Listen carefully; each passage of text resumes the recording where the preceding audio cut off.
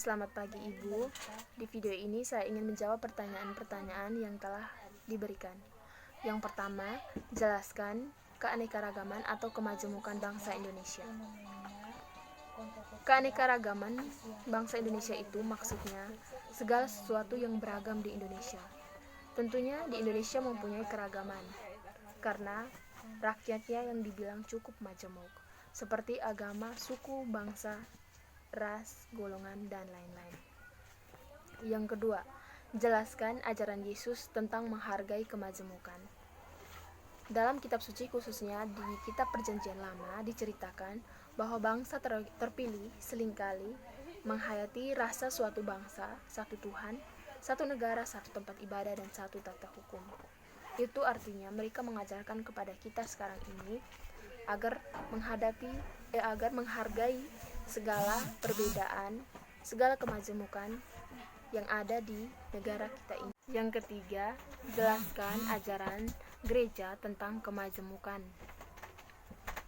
Sebagai anggota gereja juga, kita harus turut dalam membangun persaudaraan dan perdamaian, terutama dengan memelihara cara hidup yang baik di tengah-tengah masyarakat dan hidup dalam damai dengan semua orang.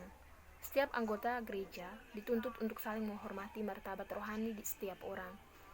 Kita juga diajarkan untuk menghormati perbedaan yang ada dan menghargai umat-umat beragama lain.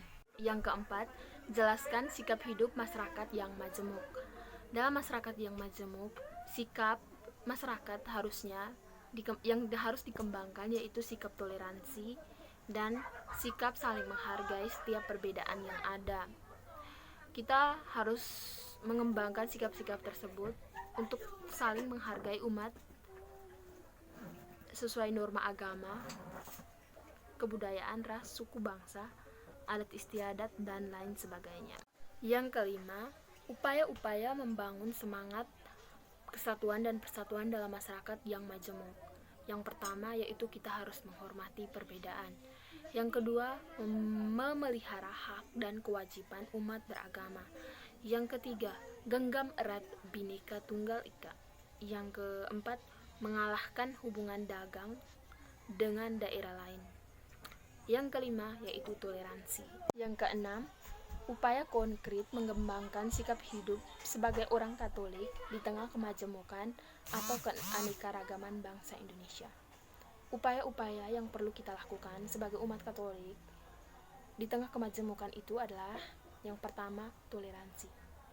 Kita harus berupaya mengembangkan sikap toleransi, yaitu saling menghargai umat beragama, yaitu dengan cara saling menghargai di saat umat beragama lain merayakan hari-hari besarnya.